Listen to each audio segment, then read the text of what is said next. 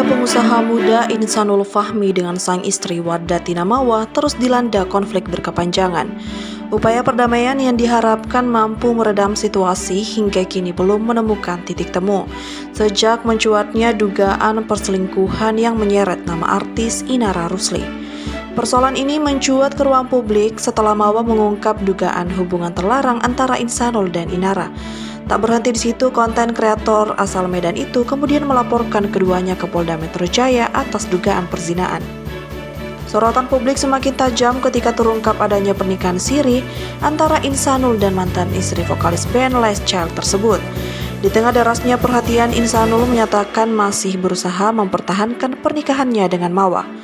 Ia juga mengisyaratkan adanya campur tangan pihak lain yang dinilainya memperkeruh suasana dan menghambat proses perdamaian.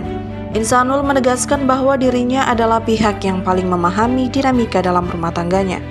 Namun sikap berbeda ditunjukkan Mawa. Ia mengaku telah mantap melangkah ke jalur hukum dengan mengajukan gugatan cerai terhadap Insanul. Keputusan itu diambil menyusul perlakuan sang suami serta polemik pernikahan siri dengan Inara. Download Tribun X sekarang, menghadirkan lokal menjadi Indonesia.